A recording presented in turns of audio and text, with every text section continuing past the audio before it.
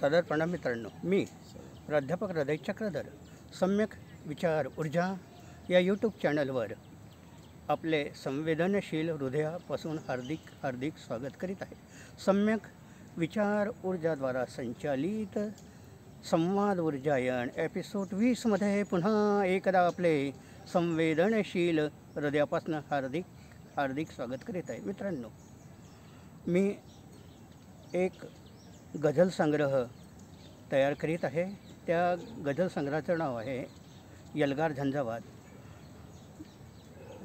मराठीचं विश्व निर्माण करणारे, मराठी गझलेचं विश्व निर्माण करणारे गझल सम्राट सुरेश भट यांच्या 50 रचनांचं मी हिंदीमध्ये अनुवाद करतो आणि त्या अनुवादाचे काही अनुभव आपल्याला संग्रहित करण्यासाठी जे आपल्या सोबत आहेत आयुष्मान ताराचंदजी चौहान, हे जवळपास 27 वर्ष त्यांना सुरेश भटांचा सहवास लाभला आणि त्या सहवासातून त्यांचे अनुभव काय आले भटांसोबत राहताना, त्यांची गझल निर्मितीची, कविता निर्मितीची जीवनशैली पद्धती कशी होती या संदर्भात आपण त्यांच्याशी मिळणार आहोत. प्रणाम चव्हाण साहेब. हां, आज मी आपल्याला प्रश्न विचारतो की आपलं जवळपास बरंचसं आयुष्य धंतोलीमधील सुरेश भटांच्या घरी घालवलेलं आहे आणि त्यांनी आपल्यावर फार विश्वास केला. एखादं काही रचना असेल किंवा काही जीवनविषयक अडचणी असेल त्यावर चर्चा करून आपल्याशी बोलत होते, वार्तालाप करत होते. तर भटांविषयी लाभणारा सहवास त्याविषयी थोडंसं आणि त्यांची म्हणजे शैली कशी होती लिहिण्याची याबद्दल सांगाल तर बरं होईल. सुरेश भट, कविवर्य सुरेश भट यांना चाहणारी मंडळी त्यांना खाजगीमध्ये दादा असं म्हणत असत. मी देखील दादाच म्हणत असत. सुरेश भट हे मराठी साहित्याला पडलेलं एक सोनेरी स्वप्न आहे. सुरेश भटांच्या रचना ह्या त्यांच्या गायकीच्या आणि शब्दरचनेच्या दृष्टीने अत्यंत सुंदर, समर्पक आणि हृदयाला स्पर्शून जाणाऱ्या अशा होत्या. सुरेश भटांच्या रचना अशा मनात, अंतःकरणात रुंजी घालणाऱ्या होत्या. त्याच्यामुळे सुरेश भटांच्या रचनेचा हा जो पूर्वावलोकन जर आपण केलं तर त्यांच्या रचनांनी अख्ख्या मराठी साहित्याला एक नवं दालन, एक नवं आकाश आपल्याला निर्माण केल्यासारखं वाटतंय.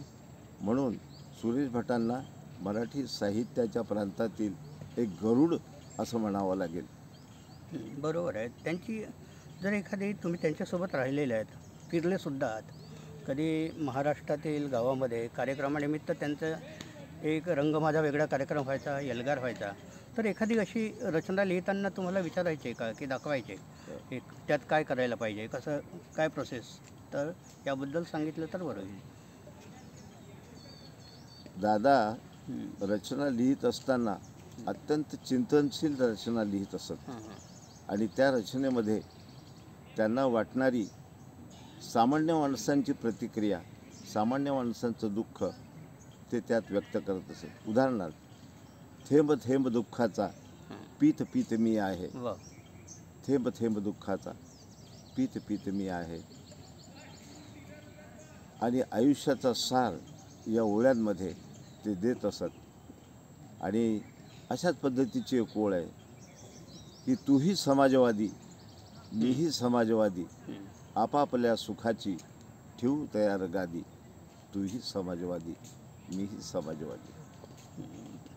भटांनी व्यक्तिगतच नाही तर अनेक अशा रचना लिहिल्या की ज्याच्यामध्ये एका म्हणजे इझमपासून, एका फिलॉसॉफीपासून दुसऱ्या फिलॉसॉफीपर्यंत त्यांनी निर्माण केलेलं आहे. आणि त्या म्हणजे एक साहित्यच निर्माण, गझलेचं एक वेगळं विश्व निर्माण केलं. त्यांच्या गझला प्रत्येकाच्या मनामध्ये रुजत आहेत.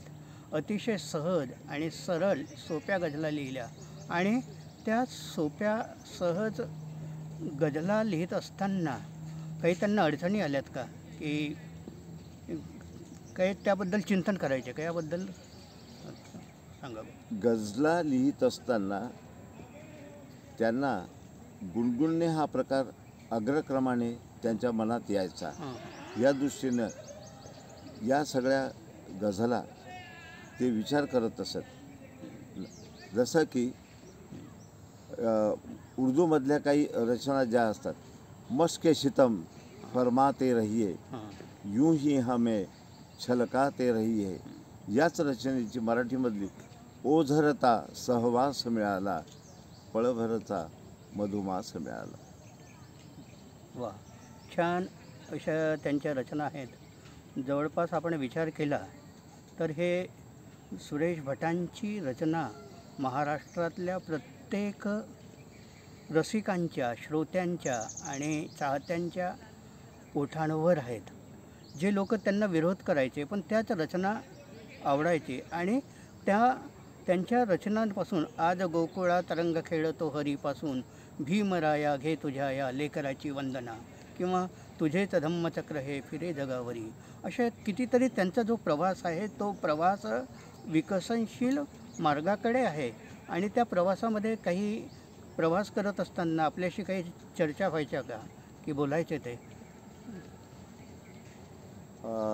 दादांचं असं होतं की ग्रामीण भागामध्ये असणाऱ्या लोकांच्या वाट्याला आलेलं दुःख हां आणि शहरातल्या लोकांच्या वाट्याला आलेलं दुःख याच्यामध्ये काय फरक आहे, त्या दृष्टीनं काही नवीन काही शोधता येईल का आपल्याला, त्या दृष्टीनं ते विचार करायचे. उदाहरणार्थ गेला जरी फुलांचा हां हंगाम दूरदेशी, आयुष्य राहिलेले जाळून मोहरूया, वा वा. किंवा मधुनीचं फुलारत होतो, मधुनीचं सळाळत होतो, मधुनीच तुझ्या स्वप्नांना मी प्रश्न विचारत होतो, अशा ओळी ते लिहित असत.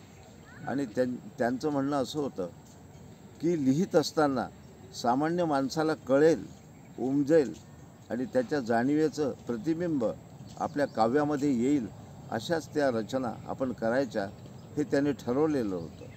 नाहीतर अगडबम शब्द आणि त्याचा अर्थ कळत नाही अशा पद्धतीचे लिहिणारे कितीतरी रचनाकार आपण बघितलेले आहेत. म्हणून त्यांचा कटाक्ष सोप्या, साध्या आणि तरळ अशा प्रकारच्या शब्दप्रयोगातून त्यांच्या काव्याचा अंगीकार असायचा.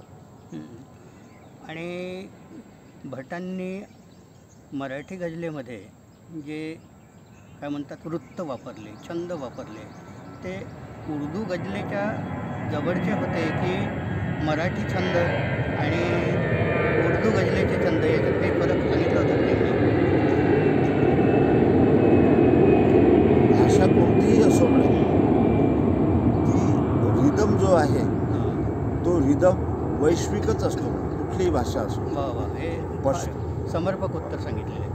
पश्तो भाषा असो, हिब्रियो असो, स्पॅनिश असो, जापनीज असो किंवा जर्मन असो किंवा चायनीज असो, त्या भाषांमधला जो रिदमाचा जो हुंकार आहे तो वादळाप्रमाणे असा घोंगावत राहतो आणि त्या वादळाचे हुंकार आपल्या अंतःकरणात असे रुंजी घालत असतात. म्हणून त्या दृष्टीनं त्या दृष्टीनं आपल्या काव्याचा प्रक्षेप आणि त्या काव्याचा जो उद्गार आहे तो आपल्या लेखणीतून उमटला पाहिजे, यावर त्यांचा कटाक्ष असायचा. म्हणजे भटांनी जे नाद असतात ते कोणत्याही भाषेचे नाद असो, त्या नादांना आपल्या रचनेमध्ये बांधण्याचा प्रयत्न केला आणि लोकांपर्यंत रचना म्हणजे सांगितल्या. मलमली तारुण्य माझे तू पहाटे पांघरावे असो किंवा केव्हा तरी पहाटे उलटून रात्र केली, अशा कितीतरी रचना ज्या लोकांच्या मनात आहे. तरुण आहे रात्र अजूनी राजसा आणि जलासखा रे, किंवा ते येतं तुझाच गौतमा पडे प्रकाश अंतरी, तुझेच धम्मचक्र हे फिरे जगावरी, अशा कितीतरी त्यांनी रचना लिहिल्या. भटांनी लिहिलेले संग्रह म्हणजे रूपगंधा, यलगार, झंझावात, सप्तरंग असे कितीतरी संग्रह लिहिले आणि त्याच्यातून त्यांनी वेगवेगळ्या रचना लिहिल्या. त्या रचनांना हृदय चक्रधरने हिंदीमध्ये जो अनुवाद केला तो म्हणजे आपल्याला कसा वाटला की त्याबद्दल आपण सांगितलं तर बरं होईल. ह्या रचना, मराठीतल्या रचना अशा पद्धतीनं हृदय चक्रधरांनी लिहिण्याचा प्रयत्न केला की त्या जणू त्या हिंदीमधून मराठीत आल्या आहेत का असं वाटायला लागतं. तर या रचनांचा प्रत्येक, त्याच्यामध्ये उषक्काल असो, त्याच्यामध्ये देखावे बघण्याचे असो, त्याच्यामध्ये रूपगंधा असो, किंवा नामांतर असो, ह्या अशा रचना ज्या आहेत त्या रचना मुळात हिंदीत आहेत का असं एकजीव, म्हणजे ह्या जुळ्या बहिणी आहेत का मराठी आणि हिंदी, अशा गझलांच्या संदर्भात आपल्याला असं स्पष्टपणे सांगता येईल. आणि सांगताना आनंदही होईल की बा ही गझल मराठीतली आहे की हिंदीत आहे, की हिंदीतून मराठीत आले, हे ओळखायला फारसा वेळ लागत नाही. एका कौटुंबिक संवाद असलेल्या ह्या गझला अंतःकरणाला अशा स्पर्शून जाणाऱ्या अशा वाटल्या. बरोबर आहे. आता एक शेवटचा प्रश्न आहे की सुरेश भटांचे विचार आणि त्यांचं काव्यासोबत गद्यलेखन याच्यावर म्हणजे कुणाचा प्रभाव जास्त पडला आणि त्या रचनांचा फायदा लोकांना कसा होईल याबद्दल सांगितलं तर बरं होईल. दादांनी सामाजिक लिखाण अत्यंत जोरदार लिहिलेलं आहे.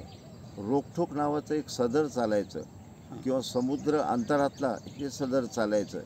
त्यामध्ये त्यांनी वेगवेगळ्या विषयावर वेगवेगळ्या पिढींसाठी असे त्या पिढीतले अंतरंग त्यांनी स्पष्ट केले आहे.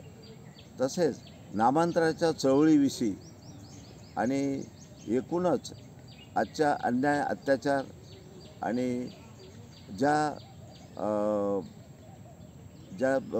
ग्रामीण भागातील लोकांच्या दुःखाचे आपल्या गेयतेच्या स्वरूपात, आपल्या रचनेच्या स्वरूपात मांडणी करून त्यांनी अत्यंत सुंदर अशा प्रकारच्या गझला मराठीत जन्माला घातल्या. त्यांची कविता ही जेव्हा जेव्हा आपण वाचतो, ती वाचत असताना कविता गात आहोत की काय असं वाटू लागते. आणि त्यामुळे आपल्याला ते अभंग असो, गवळण असो, मराठी गझल असो, या सगळ्या एकदम आपल्याला आपल्या मालकीच्याच वाटतात. जणू काही हा कॉपीराईट आपल्या मराठी प्रांतासाठी त्यांनी दिलेलं आहे. हे एक महत्त्वाचं असं आपल्याला नोंदवता येईल. तर आपण म्हणजे ह्या दोन्हीही काय म्हणतात त्याला गुरु शिष्यांना हिंदी आणि मराठीमधलं म्हणजे शेवटचे विचार सांगाल दोन, म्हणजे हृदय चक्रधर आणि भटांविषयी.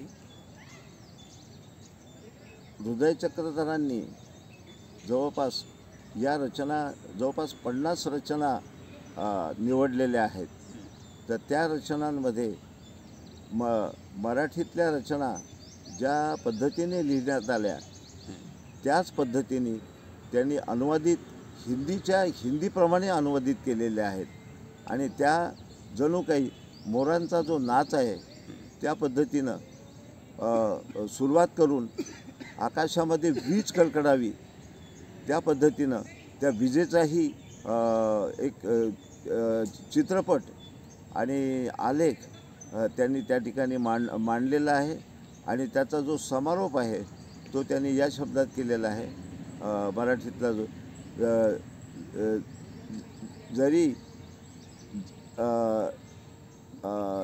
जरी या वर्तमानाला कळेना आमुची भाषा, विजा घेऊन येणाऱ्या पिढ्यांशी बोलतो आम्ही. तर आपण ते मराठीत केलेला अनुवाद जरा सांगता येईल का तुम्हाला? मराठीतला आपल्या हिंदीमधला तर सध्या सांगता येणार नाही, पण त्यांचा मी एक अनुवाद केला होता. हां, म्हणजे तो आहे असा की सध्याच्या युगावर आधारित आहे. रंग के ये रंग सारे, रंग मेरा है निराला, पाव में जब पाव लटका, जंजीरों को तोड़ डाला. वाह.